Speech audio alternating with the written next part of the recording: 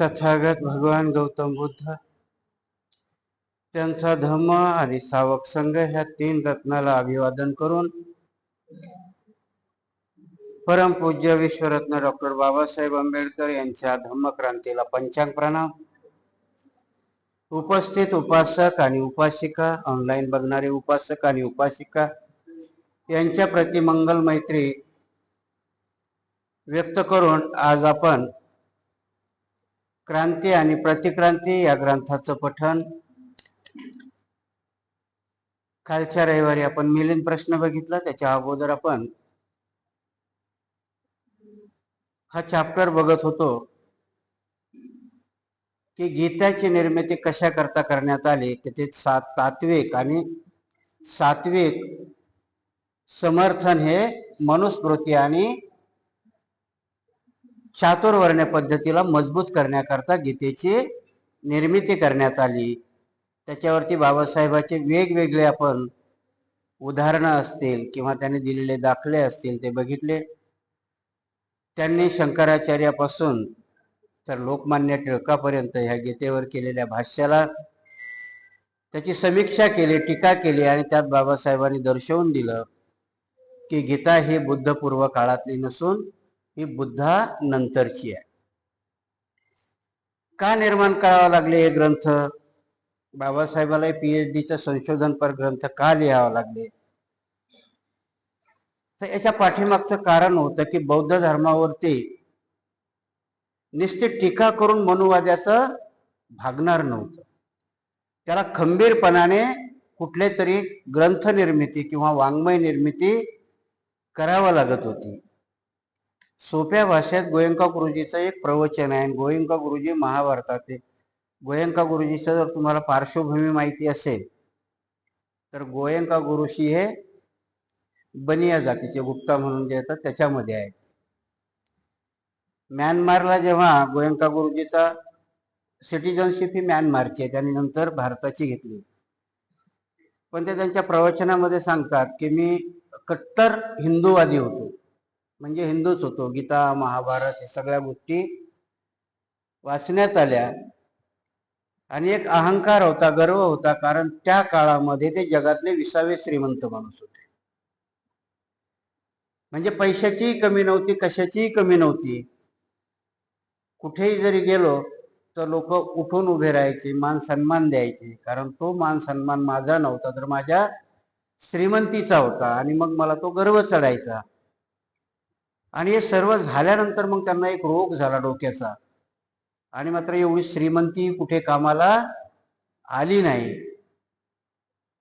प्रत्येक ठिकाणी म्हणजे जगातल्या सगळ्या हॉस्पिटलमध्ये त्यांनी विलाज केला, परंतु कुठेच त्यांच्या त्या रोगाचा विलाज झाला नाही. आणि शेवटला त्यांना एक सांगतात की त्यांच्याच देशामध्ये बौद्धाची एक विद्या आहे की जे शुद्ध रूपामध्ये आजही जतन केलेली आहे. आणि मग तिकडे जायचं म्हटल्यावर ते म्हणतात थोडासा संकोच वाटला की ती बौद्धाची विद्या आहे आणि मी कर्मठ हिंदू होतो, म्हणजे चातुर्वर्ण्य पद्धतीला मानणारा होतो. पण आजार एवढा मोठा होता की नाविलाजाने त्यांच्याकडे जायला निघालो आणि मनामध्ये तोच गर्वभाव होता की मी जगातला 20वा श्रीमंत माणूस आहे. यांच्या गुरुकडे गेले तर ते म्हणजे किती आदर सत्कार करतील माझा, या म्हणतील की एवढा जगातला श्रीमंत माणूस आमच्याकडे शिकायला आला. आणि गोयंका गुरुजी म्हणतात की मी पहिल्याच दिवशी गेलो तर त्यांनी माझ्याकडे डुकून सुद्धा पाहिलं नाही. आणि पहिलं गर्वहरण झालं की ह्या धर्माला पैशावाल्याशी काही घेणं देणं नाही.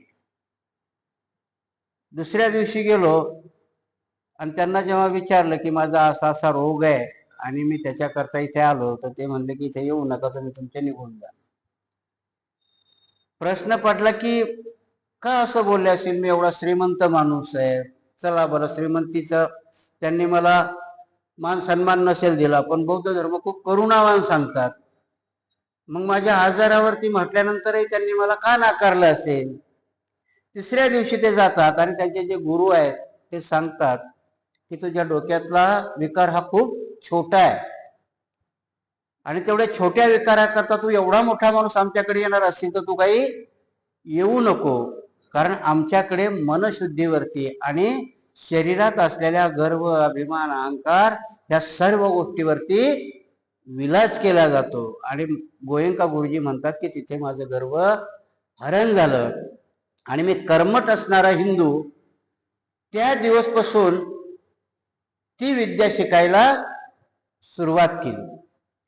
आणि जेव्हा ती विद्या शिकायला सुरुवात केली तेव्हा मला लक्षात आलं की जे मी काही शिकलो ते बौद्ध धर्माला प्रतिक्रांतीच्या रूपात मी शिकलेलो आहे.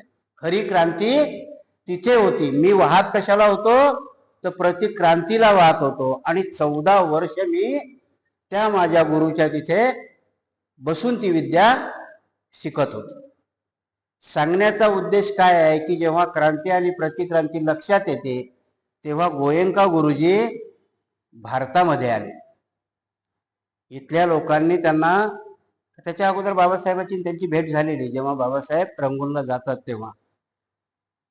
आणि बाबासाहेब त्यांना सांगतात की आता तुम्ही येऊ नका सध्या, कारण इंडियामध्ये तुमची ही विद्या कोणी शिकणार नाही. कारण तिथे ज्या क्रांतीचा तुम्हाला शोध लागलाय तिथे प्रतिक्रांती आता सध्या जोरात आहे आणि तुम्हाला ते करू देणार नाही.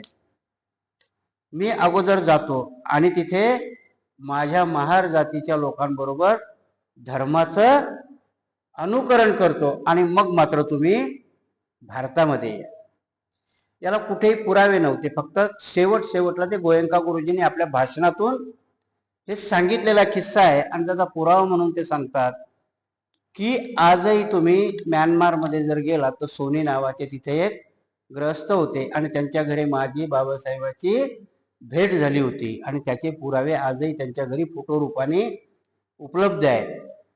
सांगण्याचा उद्देश काय आहे इथे की क्रांती आणि प्रतिक्रांती नुसते ग्रंथ लिहून भागले का, कृती झाल्या.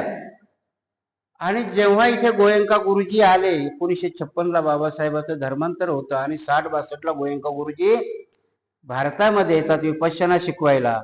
त्यावेळेसही त्यांना सल्ला दिला जातो की तुम्ही भगवान बुद्धाचं नाव घेऊ नका, नाही तर तुम्हाला लगेच माघारी पाठवण्यात येईल. आणि तेही जवळजवळ 10 ते 12 वर्ष भगवान बुद्धाचं नाव घेत नाही. पण ते म्हणतात मला कसं तरी व्हायचं की गुरुची विद्या आहे आणि मला माझा बापच लपवायला सांगताय. आणि तरी पण मात्र मी विद्या शिकवताना त्रिशरण पंचशील मी काही सोडलं नाही. का सोडलं नाही तर महाभारत गीता हे माझे तोंडपाठ होते. आणि तेव्हा मला कळलं होतं की फक्त पंचशिलेला उत्तर देण्याकरता आणि पंचशिला भ्रष्ट करण्याकरताच महाभारताची निर्मिती झाली होती. आता आपल्यालाही वाटेल की एवढा मोठा ग्रंथ आणि या 5 शिला करताच निर्माण झाला असेल का, तर गोयंका गुरुजी सांगतात की त्या 5 शिलाच करताय की पानातिपाता वीरमणी सिक्कापदं समाधियामी, याला भ्रष्ट करण्याकरता त्या श्रीकृष्णाने पांडव आणि कौरवाचं युद्ध घडवलं आणि नको तेवढा रक्तपात घडवून आणला पहिलं शील तोडण्याकरता. आणि त्याला आधार कशाचा दिला तर देवाचा दिला, धर्माचा आधार दिला. कारण त्याला धर्मयुद्ध म्हणतात. आजही पांडवाच्या आणि कौरवाच्या युद्धाला काय म्हणतात, धर्मयुद्ध म्हणतात. आणि गोयंका गुरुजी म्हणतात त्याने धर्मयुद्धाच्या नावाखाली पहिल्या शिलाचं पारिपत्य केलं. पानातिपाता वीर म्हणजे म्हणे आम्ही प्राणी मात्राची हिंसा करणार नाही, यांनी सगळ्या असंख्य माणसाची हिंसा घडवून आणली. दुसरं शील आहे आदिन्यदाना वीरमणी सिक्कापदं समाधी आम्ही. या श्रीकृष्णाने एवढे म्हणे चोऱ्या केल्या, शेवटची भयानक चोरी त्याने गोपिकाचे वस्त्रही पळवून नेले. दुसऱ्या शिलाचा भंग केला. तिसरं संघ की मी व्यभिचार करणार नाही. श्रीकृष्णाने एवढे व्यभिचार घडवले की त्या जरासंघाच्या बायका पण यानं स्वतःच्या बायका करून घेतल्या, गोपिकाही स्वतःच्या बायका करून घेतल्या. आणि याला नाव कशाचं दिलं, धर्माचं नाव दिलं. आणि म्हणून त्या महाभारतामध्ये तिसरंही शील तोडण्यात आलं. चौथं शील होतं मुसावादा वीरमणी. पांडवाच्या आणि कौरवाच्या युद्धात यांनी सारे योद्धे खोटं बोलूनच मारले. एकही योद्धा असा नाही की यांनी खरं बोलून मारला. भीष्माचार्य हरत नाही म्हणून शिखंडी उभं केली आणि अर्जुनाला सांगितलं पाठीमागं उभा राहा आणि मार. म्हणजे खोटं बोलला की नाही. त्यांनी द्रोणाचार्याला मारलं, तुझा पुत्र वारलाय असं खोटंच सांग. म्हणून त्या युद्धातला प्रत्येक योद्धा त्यांनी खोटं बोलून मारला. तो युद्ध तर घडलं नाहीये, परंतु त्याला ती पंचशिला भ्रष्ट करायची होती आणि लोकांच्या डोक्यावर बिंबवायचं होतं की खोटं बोलणं काही वाईट नाही. कारण भगवान बुद्धांनी शील दिलं होतं ना, मुसावादा वेरमणी, आम्ही खोटं बोलणार नाही. पण श्रीकृष्णाने एवढं खोटं पेरलं त्याच्यामध्ये की करून. आणि शेवटचं शील आहे सुरा मेरे मध्य प्रमाद ठाणा वेरमणी. त्याला सोमरस नावाचं पेय बनवलं. एवढंच नाही तर समुद्र मंथनामधून 14 रत्नामध्ये निघाली दारू एक हे रत्न बनवलं. आणि म्हणून महाभारत हे दुसरं तिसरं कशा करता नाही, तर फक्त तुमची पंचशिला भ्रष्ट करण्याकरता आणि त्याला धार्मिक स्वरूप देण्याकरता रचण्यात आलेलं महाभारत आहे असं गोयंका गुरुजी सांगतात. मी नाही, गोयंका गुरुजींनी सांगितलेलं आहे.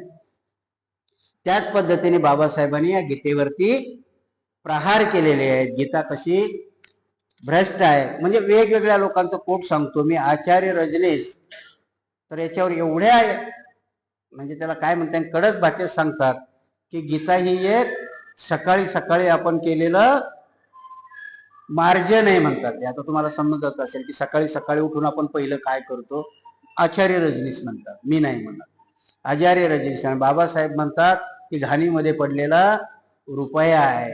अशा पद्धतीने बाबासाहेबांचा हा ग्रंथ आहे, परंतु त्यालाही या लोकांनी एवढं तात्विक अधिष्ठान दिलं की ती गीता आजपर्यंतही ते लोक पवित्र मानतात. आपण धर्मांतर करेपर्यंत आपणही तिला पवित्र मानत होतो. आणि म्हणून बाबासाहेब म्हणतात की कुठल्याही गोष्टीला पवित्र मानण्याच्या अगोदर त्याची चिकित्सा झाली पाहिजे. आणि ही चिकित्सा कोणी करायला सांगितली तर बाबासाहेब म्हणतात गौतम बुद्धांनी सांगितली. चिकित्सा करावा हा गुण कोणापासून घेतात बाबासाहेब, तर भगवान बुद्धापासून घेतात. की भगवान बुद्धही म्हणतात की कुठलंही तत्वज्ञान असेल, कुठलीही गोष्ट असेल आत्मसात करायची असेल तर तिची चिकित्सा केल्याशिवाय तिला आत्मसात करू नका. आणि म्हणून बाबासाहेबांनी या गीतेची केलेली चिकित्सा प्रबंधामध्ये ते सांगतात की मी ही 3 टाईपनी केलेली आहे. आणि ह्या चिकित्सेचं पर्व इथे संपलेलं आहे. दुसरा धडा सुरू होतो, विराट पर्व आणि उद्योग पर्वावरील विश्लेषणात्मक टिप्पणी. महाभारतामध्ये विराट पर्व आणि उद्योग पर्व नावाचे 2 अध्याय आहेत. आणि बाबासाहेब त्याच्यावरती लिहिताना आता तुम्हाला विराट पर्व जर नाही कळलं इथले विश्लेषण तुम्हाला कळणार नाही की विराट पर्व नेमकं मी थोडंसं धावतं सांगतो तुम्हाला. याच्यात नाही, विराट हा एक राजा आहे. महाभारतामध्येही राजाची भडीमार आहे.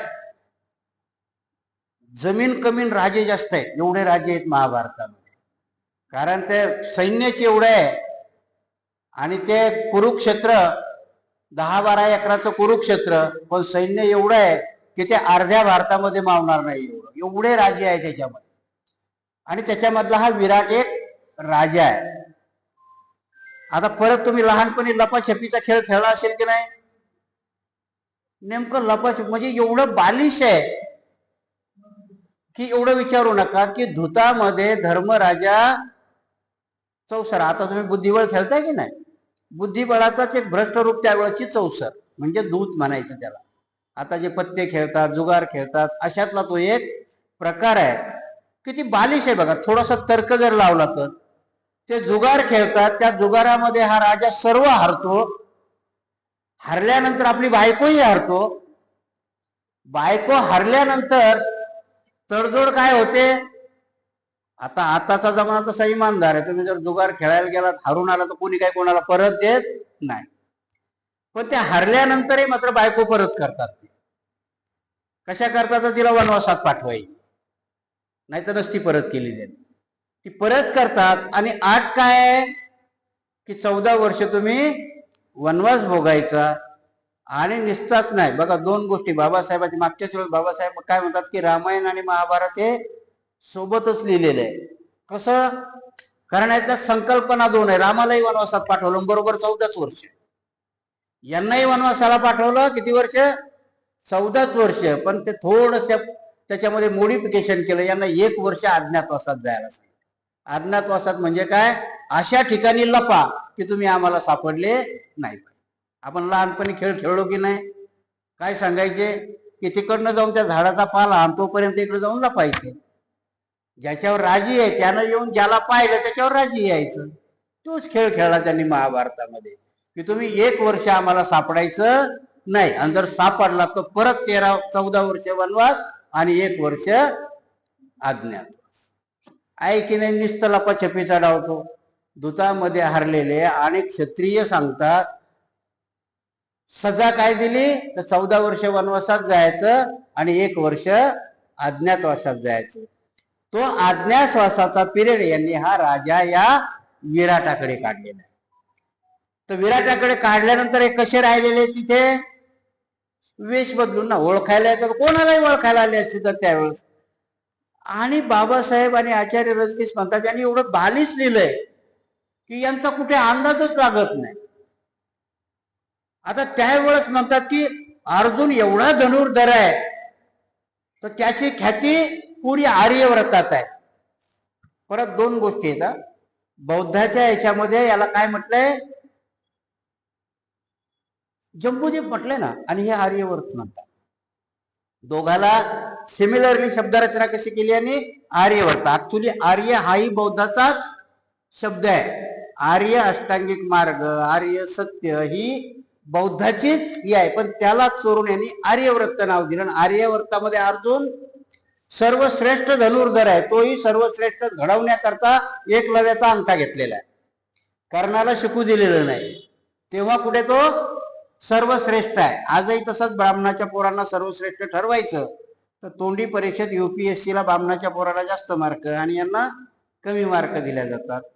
तीच कृती तिथे आहे. तो विराट राजा आहे. त्या विराट राजाच्या दरबारामध्ये ही लोक जातात आणि ओळखायला येऊ नये म्हणून धृतराष्ट्रही तिथं तेच काम करतो. कुठलं काम आहे? त्या विराट राजाला धूत शिकवायचं. ज्याच्यात हारलाय, प्रवीण नाहीये त्याच्यात, ते शिकवायचं काम कोण करतोय? हा कंक नावाने त्याच्याजवळ राहायला जातो. भीमाला खायला खूप लागतंय म्हणून हा त्याचा आचारी बनतो, कारण स्वयंपाक बनवता बनवता किती खाल्लं तरी काही कळत नाही म्हणून. नाही तर खाता खाताच ओळखतील ना, हा बकासूर झाला, हा भीमच आहे. म्हणून त्याला काम काय दिलंय? स्वयंपाक्याचं काम. अर्जुनाला काम काय दिलंय? अर्जुनाला बघा त्याच्यात एक उपकथा आहे की अर्जुन सदेह स्वर्गात जातो. सदेह स्वर्गात जातो, तिथली रंभा त्याच्यावर भाळते. मेनका नावाची जी परी आहे तिथली अप्सरा, ती त्याच्यावर भाळते. पण हा एवढा सात्विक आहे, तिथे तिला म्हणजे तिला घास घालत नाही, आणि म्हणून ती रागात येऊन त्याला शाप देते की तू 1 वर्षाकरता नपुसक. विचित्र कथा आहे की नाही? तिने शाप दिला. तो शाप त्याला कुठे उपयोगाला येतोय? ह्या विराट राजाच्या तिथे ब्रहण हल्ला म्हणून तो तिथल्या राजकन्याला डान्स शिकवतो. स्वतःही डान्स करतो आणि त्यांनाही डान्स शिकवतो. हे 2 जण आहेत, सहदेव आणि नकुल. हे घोड्याच्या, कारण घोड्याचे एक्सपर्ट असतात ते, म्हणून घोडे सांभाळायला ते तिथे जातात. प्रश्न द्रौपदीचा राहिला. द्रौपदी त्यावेळेसली सगळ्यात जगात म्हणजे त्या आर्यवर्तातली सुंदर स्त्री आहे, आणि महाभारतही तिच्यामुळेच घडलंय किंवा घडवलंय. तिचा काय प्रश्न येतो? सगळ्याला प्रश्न तिच्याविषयी आहे, आणि म्हणून तिलाही त्या विराट राजाच्या राणीची दासी बनवण्यात येते. कारण दासी बनली की ती महालाच्या बाहेर येणार नाही. हा सगळा खटाटोप आहे. कशा करता? की अज्ञातवासामध्ये आपण ओळखायला आलो नाही पाहिजे. आता अज्ञातवासात बी दुर्योधनाचे लोक बिनंदर आहेत. ते युद्धाच्या भानगडीत नाही पडत, तेही शोधायला निघतात यांना, कारण ओळखायचंय ना. लपाछपीचा डाव सुरू आहे, हे लपलेत, आता जाऊन ओळखायचंय त्यांना की परत 13 वर्ष पाठवता येईल. त्या परिस्थितीमध्ये ही सगळी पांडव तिथे लपलेली आहेत, आणि बाबासाहेब त्या पर्वावरती लिहितात की किती हास्यास्पद आहे आणि किती असंबंध आहे सगळ्या गोष्टी. की काही गोष्टीमध्ये ते जे लिहितात ते सगळं असंबंध आहे, आणि घडवला कसा करता गेलं तर बौद्ध धर्माला पर्याय देण्याकरता, बौद्ध धर्माच्या तत्वज्ञानाला पर्याय देण्याकरता. परंतु त्या विराट पर्वामध्ये एवढ्या क्षुल्लक गोष्टी घडवण्यात आलेल्या आहेत की बाबासाहेब सांगतात की त्या इथे मला असं मानणं पण बरोबर वाटत नाही, पण तरी त्यांनी काही काही दाखले इथे दिलेत की त्या क्षुल्लक आहेत आणि त्या बुद्धपूर्व काळातल्या कशा होऊ शकत नाहीत. त्याच्यावरती ते विराट पर्वामधले काही उदाहरणं देतात, ते आपण आज बघूया. पांडवाच्या शोधार्थ कौरवांनी पाठवलेले गुप्तचर दुर्योधनाकडे परत आले व त्यांना म्हणाले, पांडवाचा शोध घेणे आम्हाला अशक्य झालेले आहे, आता आम्ही काय करावे, अशी त्यांनी अनुमती मागितली. विराट पर्वाच्या अध्याय 25 मध्ये हे श्लोक आहे. त्यांनी पाठवलेले सगळे दूत दुर्योधनाकडे परत येतात. आता इथं विचार करा, बाबासाहेबांनी हा का घेतला असं.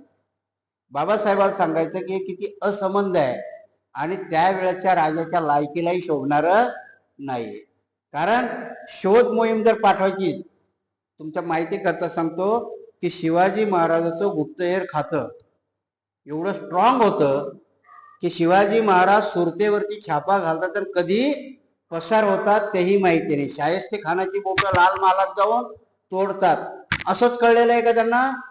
शिवाजी महाराजाच्या हेर खात्यानं बित्तंबात बातमी दिलेली आहे की तो लाल महालामध्ये तुमच्या कुठल्या खोलीमध्ये झोपलेला आहे शाहिस्ते खान, एवढी माहिती स्पष्ट येते. बाबासाहेब सांगतात की हा महाभारतातल्या पर्वात यांनी चौकड दूत पाठवले, पण या दुर्योधनाचं हेर खातं एवढं बेकार आहे की ते परत येतात आणि सांगतात आम्हाला काही सापडले नाही. बाबासाहेब म्हणतात ही असंबंध गोष्ट आहे आणि ती त्यांनी त्याच्यात लिहिली. दुर्योधनाने आपल्या सल्लागारांना सल्ला विचारला. कर्ण म्हणाला दुसरे गुप्तहेर पाठवा. दुःशासन म्हणाला गुप्तहेराने समुद्रापलीकडे जावे, परंतु त्यांचा शोध घ्यावाच. द्रोण म्हणाला पांडव सहजासहजी पराभूत किंवा नष्ट होणार नाही, ते तपस्वी वेशात राहत असावेत, म्हणून ब्राह्मण व सिद्धी पुरुषांना हेर म्हणून पाठवावे. भीष्माने द्रोणाला अनुमोदन दिले. कृपाचार्याने भीष्माचे अनुमोदन केले व म्हणाले, पांडव हे आपले सर्वात मोठे शत्रू आहेत, परंतु शहाण्या माणसांनी लहान शत्रूकडे सुद्धा दुर्लक्ष करू नये. ते सध्या अज्ञानवासात असल्याने तुम्ही आतापासूनच सैन्याची जमवाजमव करावी. त्याच्यात कृपाचार्य थोडा हुशार होता. तो म्हणाला ह्या भानगडीत काही तुम्ही पडू नका, ते तुम्हाला सापडणार नाहीत, लास्टला युद्ध होणारच आहेत, आपण युद्धाची जमवाजमव करायला सुरुवात करा. नंतर त्रिगर्ताचा राजा सुशर्मा याने एकदम वेगळा मुद्दा उपस्थित केला. मी असे ऐकले आहे की विराट राजाचा सेनापती किंचक हा ठार झालेला आहे. विराट राजा आपल्याला फार त्रास देत आहे. किंचक मारला पावल्याने विराट राजा आता दुर्बल झाला असला पाहिजे. विराटाच्या राज्यावर आक्रमण का करू नये, ती अगदी योग्य संधी आहे. कर्णाने सुशर्माला अनुमोदन दिले. पांडवाची चिंता कशाला, त्याच्याजवळ सैन्य नाही, संपत्ती नाही, त्यांची काळजी कशाला, ते आतापर्यंत मृत्युमुखी पडले असतील, तेव्हा त्यांचा शोध करण्याचे सोडून सुशर्मा राजाने सांगितलेली मोहीम हाती घ्यावी. त्यावेळेचा सुशर्मा राजा वेगळाच प्रस्ताव त्यांच्या पुढे मांडतो. आता एक किंचक नावाचं प्रकरण आहे. त्याच्यामध्ये किंचक हा विराट राजाचा सालाई आहे आणि सेनापती आहे, पण तो खूप शक्तिशाली आहे. म्हणतात त्यावेळेस किंचकाला फक्त हे 4च लोक मारू शकत होते. पहिला कोण मारू शकत होता त्याला तर भीम, दुसरा कर्ण, तिसरा पितामह भीष्म आणि चौथा कृष्ण. हे 4 लोकांव्यतिरिक्त त्याचा वध कोणीही करू शकत नव्हता, असं त्या आर्यव्रतामध्ये एक ख्याती होती. तो एवढा बलशाली होता. आता त्याची स्टोरी कशी आहे की तो एकदा महालामध्ये येतो आणि कारणीभूत द्रौपदी आहे, त्याची नजर त्या द्रौपदीवरती जाते. बहिणीला विचारतो ही कोण आहे, तर ती म्हणते दासी. तो व्यंग करतो की ती तुझ्यापेक्षा तीच चांगली सुंदर दिसायला लागली. ती महाराणी वाटते, तिची दासी तू वाटते. आणि मग दासी म्हटल्यावर दासी सर्वांची प्रॉपर्टीच आहे ना. त्यावेळेस दासीला काही किंमतच नाही. स्त्रीलाही तशी त्या काळामध्ये काही किंमत नव्हती, कारण स्त्रीचं स्वयंवर मांडल्या जायचं. स्वयंवरामध्ये तिला जिंकल्या जायचं. त्याच्यावरती टीका व्हायला लागली. मग स्वयंवरामध्ये छोटीशी आड घातली, ती खूप नंतर, की ती स्वतः पण निवडू शकत होती. ऍक्च्युली स्वतः निवडण्याचा तिला काही अधिकार नव्हता. द्रौपद राजाने ही कशाचं स्वयंवर मांडलं होतं, वर मछलीचं चक्र ठेवलं, खाली पाण्यामध्ये बघायचंय आणि वर माशीचा डोळा उडवायचा. ही आट घातलेली होती त्याला. बरं, त्या आटीमध्येही ती 8 जिंकण्याच्या लायकचे त्यावेळेचे 3 लोक होते, एक एकलव्य, एक कर्ण आणि अर्जुन. एकलव्याचा अंगठा कापून त्याला शर्यतीतून बाद केलं होतं आणि कर्णाला सुतपुत्र आहे म्हणून स्वतः द्रौपदीने नाकारलं होतं. मग ती शर्यतच नव्हती ना, हा राहिला तो एकटा अर्जुनच राहिला होता. म्हणजे आजही तुम्हाला शर्यतीतून बाद केल्या जाते, फक्त तिथं द्रौपदी असते आणि तिथं नोकरी असते, आहे की नाही. आता त्या बाबतीत तुमची द्रौपदी कोण आहे? नोकरी आहे. कारण तुम्हाला आताही त्या शर्यतीतून बाद केलं जातं. त्यावेळेसही त्यांनी एकलव्य आणि कर्णाला बाद केलं होतं. तशाच प्रकारचा हा प्रसंग आहे की तो किंचक आहे, तो मोहित होतो द्रौपदीवरती आणि द्रौपदीला त्याच्या बहिणीला सांगतो की हिला पाठवून दे माझ्या मानामध्ये. आता शेवटी दासी म्हटल्यावर काय किंमत आहे तिला, पण ही लपत शपथ भीमाजवळ जाते, कारण बाजूलाच खानसामा असतो ना, स्वयंपाक बनवायचं काम याचं असतंय. आणि मग तो भीम त्या किंचकाचा वध करतो. ही वार्ता तर चौकडे जाते. भीष्म त्यांच्या दरबारातही म्हणतो, इथे बाबासाहेबांनी नाही दिलं पण त्या दरबारात म्हटलं जातं, भीष्म स्वतः म्हणतो की किंचकाचा वध आपण 4च लोक करू शकतो. मग भीम तिथे कुठेच आजूबाजूला असला पाहिजे, भीमाशिवाय याला कोणी मारू शकत नाही. आणि म्हणून हे त्या शोधा करता जातात, पण यांना काही ते सापडत नाहीत. आणि मग तो सुशर्मा म्हणतो की आपण त्या विराट राजाच्या गायी पळवून न्यायच्या. त्या विराट राजाच्या गायी पळवून न्यायला सुशर्मा जातो, तो त्याच्या गायी पळवतो. म्हणजे बाबासाहेब सांगतात की तत्वज्ञानाच्या खाली एखाद्या पोरासोराचा खेळ केल्यासारखा त्यांनी एक खेळ केलेला आहे. त्यावेळेचं धन काय असेल राजाकडचं, तर गायी. गायी पळवायला तर गुराखी राहत असतील ना, तर त्या गायी पळवण्याचं सुशर्मा सांगतो आणि त्याला सर्वजण अनुमोदन देत आहेत. सुशर्माने विराटावर अतिक्रमण केले, त्याने विराटाच्या गायी पळवल्या व विराटाला सांगितले की सुशर्माची मनधरणी करून गायी सोडून घे. विराट युद्धास तयार झाला. दरम्यान विराटाचा धाकटा भाऊ शतनिकाने सुचवले की एकटे युद्धात जाण्याऐवजी बरोबर कंक, बल्लभ, संतिपाल आणि ग्रंथिक नकुल यांना सुशर्माशी युद्ध करण्यास घेऊन जावे. विराटाला ते मान्य झाले व ते सर्वजण गेले. बाबासाहेब म्हणतात की आता ह्या श्लोकामध्ये विराटाचाच भाऊ सोबत कोणाला घेऊन जा म्हणतोय? घोड्याचं रक्षण करणाऱ्या त्या दोघांना आणि जुगार खेळायला शिकवणाऱ्या धर्मांना. असंबंध आहे की नाही? कुठलाही राजा, त्याला माहिती नाही हा कोण युधिष्ठिर आहे, कोण सहदेव आहे, कोण नकुल आहे, पण इथे मात्र तो शतानेक त्या विराट राजाला सांगतो की या तिघांना सोबत घेऊन जा. असंबंध आहे की नाही? जर आपण कुठे काही गोष्टीमध्ये मी सांगितलं की अवकात कशी ओळखल्या जाते. बिरबल आणि अकबराच्या कथामध्ये एक गोष्ट सांगितल्या जाते की बिरबलाचं काहीतरी चुकतंय आणि अकबराला राग येतो, मग शिक्षा केली पाहिजे ना काहीतरी, पण प्रेमही असतं बिरबलावरती. म्हणून तो अकबर म्हणतो मला तुला शिक्षा द्यायची, मी शिक्षा नाही देऊ शकत, बिरबल तू सांग ह्या दरबारात बसलेल्या कोणी तुला शिक्षा फरमावावी.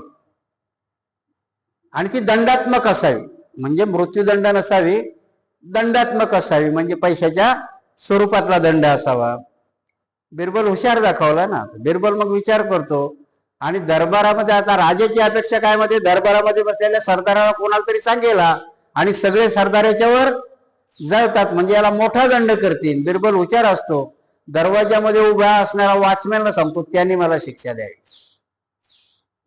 आता बिरबलाची बुद्धी कुठपर्यंत असते, कारण वॉचमॅन त्याच्या अवकातीनुसार देईल ना. वॉचमॅनला पगार 500 रुपये, वॉचमॅन 500 रुपये दंड ठोठावून मोकळा होतो. इथे अवकात सांगितली की ज्या माणसाची अवकात जशी असेल तो निर्णय तसा घेतो. हे घोड्याचे संरक्षक आहेत, घोड्याचे पटू नाहीयेत. हा जुगार खेळणार आहे आणि तरी त्याला सोबत युद्धाला घेऊन जा सांगतात. बाबासाहेब म्हणतात हे कुठेही तर्काला पटण्यासारखं दिसत नाही, परंतु त्याच्यामध्ये ते घातल्यात आहे आणि तो अध्यायातला श्लोक आहे. आपल्यासारखा सामान्य माणूस, आता जर समजा आपल्याला कुठेतरी मारामारी करायला जायचंय, लहान पोराला घेऊन जाऊ का आपण? नाही घेऊन जात. त्या बाबतीत, युद्धाच्या बाबतीत ती लहान पोरच आहेत ना तिथे. आणि तरी बाबासाहेब म्हणतात की ह्या अध्यायानुसार तो त्यांना घेऊन जाण्याची शिफारस करतो. सुशर्मा व विराट यांच्यात युद्ध होते आणि त्या युद्धात नेमकं होतं काय परत तिथे आहे की त्या सुशर्माच्या आणि विराटाच्या युद्धामध्ये विराटाला बंदी बनवण्यात येतं. सुशर्मा त्याला बंदी बनवतो, पण तो धर्मराजा आपल्या अज्ञातवासाचे दिवस मोजत असतो.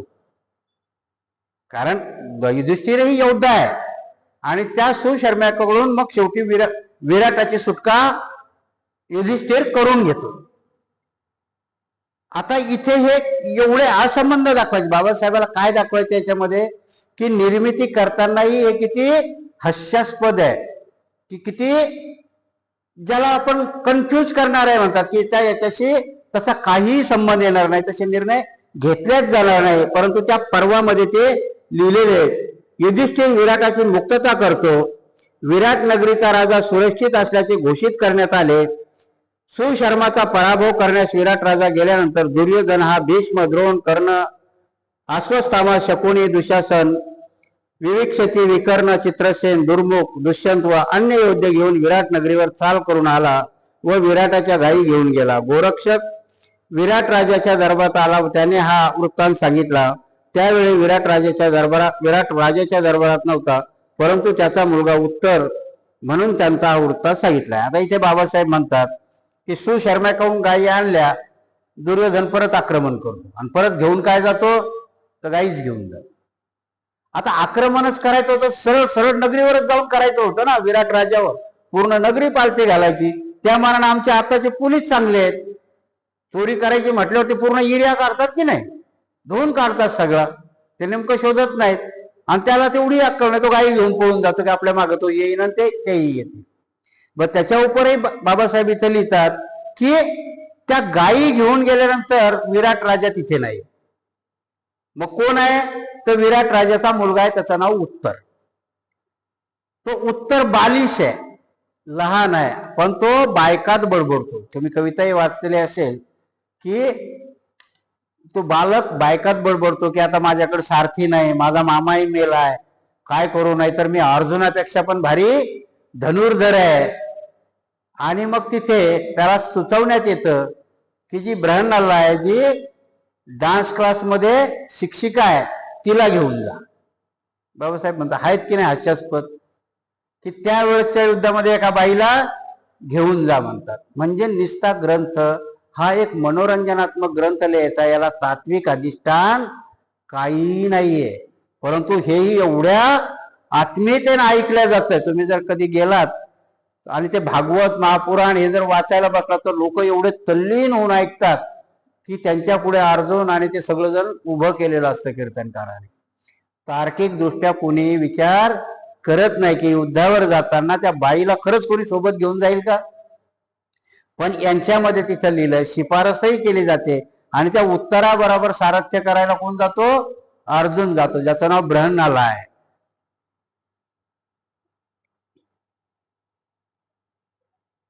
मनोरमाने ब्रह्मांडास आपला भाऊ उत्तरेकडे नेले, माझा सारथी हो असे सांगितले. उत्तराचा रथ कौरवाच्या पुढे नेण्यास ब्राह्मणांनी मान्यता दिली. कौरवाचे अफाट सैन्य पाहून उत्तर गर्भगळीत झाला व तो रोज सोडून पळ काढू लागला. अर्जुनाने त्याला रोखले. ही व्यक्ती म्हणजे अर्जुन असावी असा संशय कौरवांना येऊ लागला. अर्जुन उत्तरास म्हणाला, तू मुळीच घाबरू नकोस. आता इथे परत बाबासाहेब म्हणतात की उत्तर हा बालिश आहे, अर्जुन सारथ्य करतोय आणि आता पुढे एवढे महारथी बघितल्यावर त्या उत्तराला खरंच जर खरोखर घडलं समजा, तर एका मुलाला त्यावेळेच्या ख्यातनाम योद्ध्या पुढे पाहून त्याची हालत काय झाली असेल. बाबासाहेब म्हणतात हे बालिश वाटते आणि तरी त्याच्यात ते लिहितात की उत्तर पळायला लागला रथ सोडून आणि मग अर्जुन त्याला पकडून आणतो, रथावर उभं करतो आणि पुढच्या सैन्याला मग थोडा थोडा शक यायला लागतो की हा अर्जुन असावा.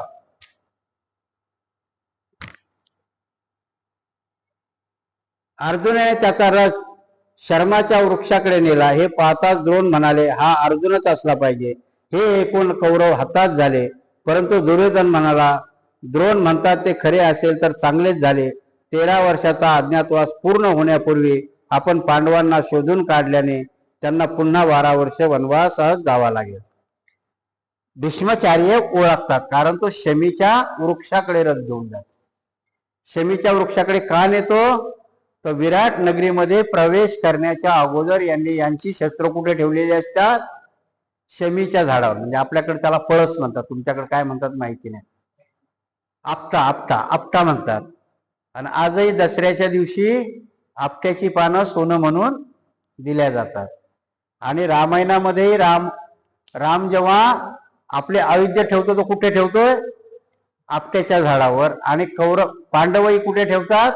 आपट्याच्या झाडावर. जेव्हा तो तिकडे जातो तेव्हा भीष्म त्याला ओळखतो. दुर्योधन म्हणतो युद्ध करायचं काही प्रसंग नाही, आता आपण त्याला ओळखलं म्हणजे त्यांनी परत 13 वर्ष वनवास आणि 1 वर्ष अज्ञातवास केला पाहिजे. शमी शस्त्राच्या उत्तरात संशय आला. शस्त्रे पाहून उत्तर उत्तेजित झाला. अर्जुनाने शस्त्रास्त्राचे वर्णन केले. पांडवाचा ठाव ठिकाणा कुठे आहे अशी विचारणा उत्तराने केली. उत्तर झाडावरून खाली उतरतो.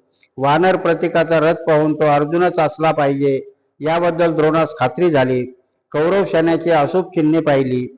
तो अर्जुन आहे द्रोणाने सांगितल्यावर गलित गात्र झालेल्या सैन्यांना दुर्योधनाने धीर दिला.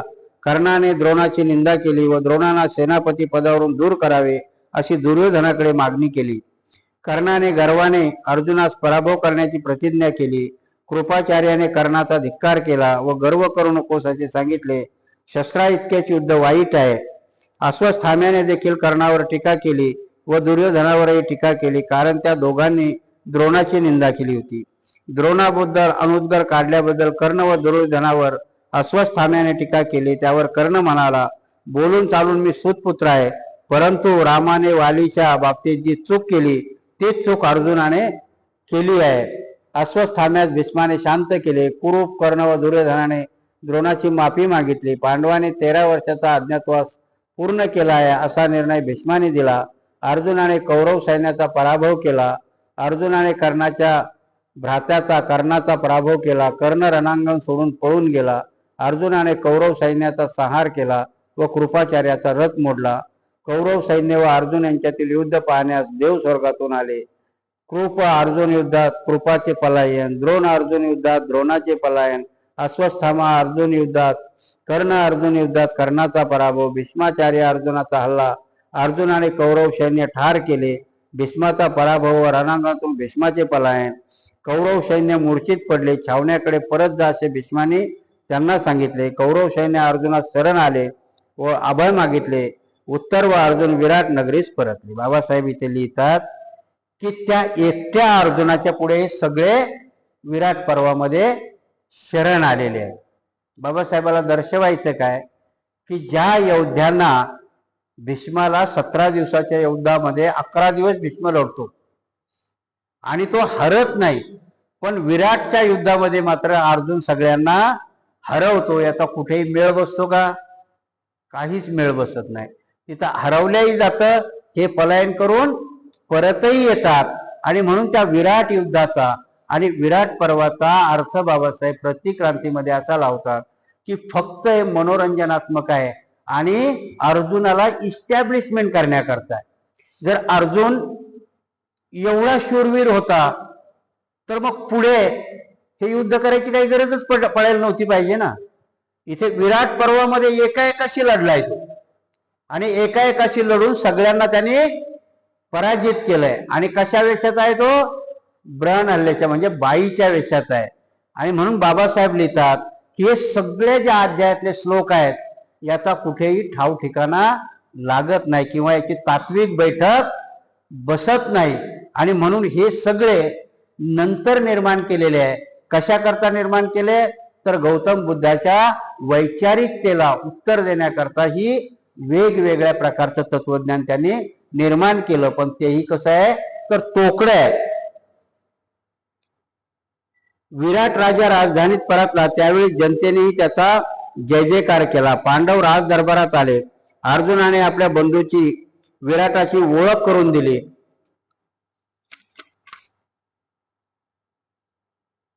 अर्जुनाचा मुलगा व विराटीची कन्या यांचा विवाह. नंतर पांडवांनी विराट नगरी सोडली व ते उपलव्य नगरीत राहू लागले. अर्जुनाने नंतर अनुरुद्ध देशातून अभिमन्यू, वसुदेव व यादव ते आपल्या 3 मुलांना बोलावून घेतले. काशीराज राजा व शल्य राजा यांनी युधिष्ठिराचे मित्र 2 अक्षयणी सैन्य घेऊन आले. त्याचप्रमाणे यज्ञसेन द्रौपद हे अक्षयणी सैन्य घेऊन आले आणि द्रौपदीचे सर्व पुत्र अजिंक्य, शिखंडी व दृष्टद्युम्न हे सुद्धा आले. आणि बाबासाहेब हा रनिंग इतिहास देतात. तुमच्या लक्षात जर नसेल आलं तर बाबासाहेब फक्त त्यातले ते श्लोक निवडतात की ज्याचा संबंध कुठेही लागत नाही. बाबासाहेब सांगतात की शिखंडी ब्रहणहल्ला विराट पर्वातलं युद्ध जिंकून परत येते. आता विराट तिथून परत आल्यानंतर प्रसंग काय घडवतात तर अर्जुनाचा मुलगा अभिमन्यू आणि विराटाची कन्या उत्तरा ह्या दोघांचा विवाह होतो. आता विवाह झाल्यावर समधी झाले ना आणि मग तिथे राहतात. तिथे राहिल्यानंतर कृष्ण तिथे येऊन मिळतो आणि नंतर उपलव्य नगरामध्ये सगळ्या सैन्याची जमवाजमव सुरू होते. याला विराट पर्व म्हटलं. ह्या विराट पर्वामधल्या असंबंध गोष्टी बाबासाहेबांनी याच्यामध्ये घडवून आणल्या की ह्या घडण्यासारख्या गोष्टी नव्हत्याच, पण त्या कशा घडवल्या त्या सगळ्या असंबंध आहेत. याचा कुठेही मेळ बसत नाही आणि याच्यात तत्वज्ञान नावाची तर भानगडच नाही. परंतु डोक्यात तत्वज्ञानाच्या नावाखाली हा घातला म्हणून विराट पर्व त्याच्यामध्ये घुसडण्यात आलं. कशा करता घुसडण्यात आलं तर काही कथेला वेगळं स्वरूप द्यायचं होतं. वनवास तर संपला, मग आता वनवास संपल्या त्यांना कसं आणता येईल अयोध्यामध्ये, म्हणून 1 वर्षाचा अज्ञातवास. काय तर मनोरंजन आहे. असं घडू शकतंय का? शक्य नाही. बाबासाहेबांनी याच्याकरता हा निबंध लिहिताना सांगितलं की विराट पर्व महाभारतामधल्या विराट पर्वामध्ये एवढ्या संशयास्पद गोष्टी घडल्या यांनी की त्या घडणं शक्य नाही. आणि त्या जर घडवल्या गेल्या कशा करता लिहिल्या गेल्यात तर फक्त प्रतिक्रांतीची बीज पेरण्याकरता आणि तुमच्यावाली मनुस्मृती किंवा चातुर्वर्ण्य पद्धत मजबूत करण्याकरता ही निर्मिती केलेली आहे. हे विराट पर्वाचा इथे भाग आहे. त्या विराट पर्वाच्या पुढे उद्योग पर्व येतात. आता उद्योग पर्व म्हणजे काय? उद्योग म्हणजे कुठला काही कारखाना काढलेला नाही. उद्योग पर्व म्हणजे आता या दोघांचा समेट घडवण्याचा उद्योग सुरू होतो. मग आता हा उद्योग करण्याकरता काहीतरी लिहिलं पाहिजे ना. मग आता तिथे कोण कोण त्यांना येऊन भेटतात त्या उद्योग पर्वामध्ये, कारण दोन्हीकडच्या भिंती उभ्या करायच्या कुठलीही कथा रचताना. आता तुम्ही जर समजा एखादा थिसिस लिहायला घेतला तर पहिलं काय करता तुम्ही? चाचणं काढता ना, इनपुट जमा करतात. म्हणजे काही गोष्टीचा आम्हाला शोध लावायचा, काही करायचं तर इनपुट जमा केलं पाहिजे. तसं उद्योग पर्व म्हणजे आता इनपुट जमा करणे. सगळे राजे जमा करणं लावले आणि दोघांमध्ये समेट घडवायचा का युद्ध घडवायचं हे या उद्योग पर्वामध्ये घातल्या जातं. बाबासाहेब म्हणतात हे पण असंबंधच आहे. याचाही कुठल्या कुठे मेळ लागत नाही. कारण सुरुवातीला मीटिंग 4 झालेले आहेत. तुमच्या माहिती करता असेल, फक्त तुम्हाला कृष्णाचीच मीटिंग माहित असेल. इथे किती मीटिंग झालेले आहेत?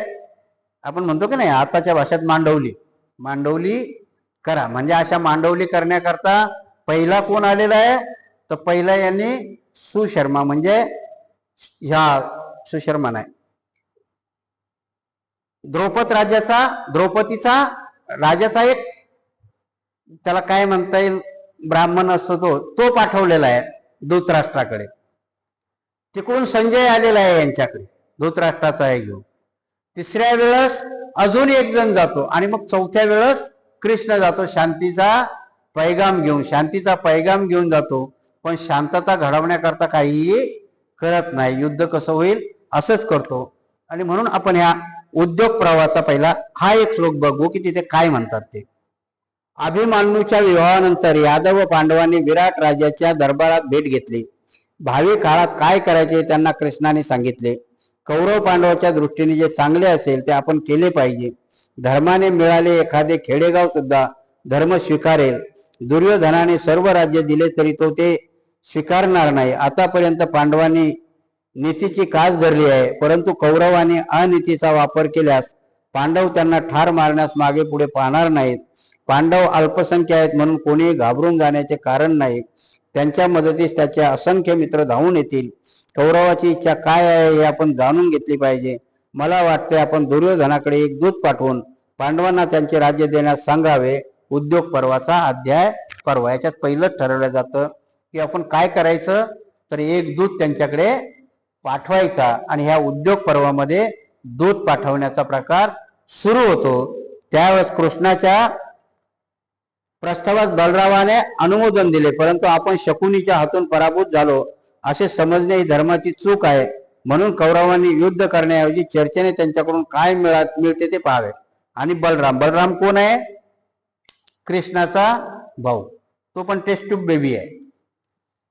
आता करण्याच्यात खूपच विचित्र प्रकार आहेत सगळे.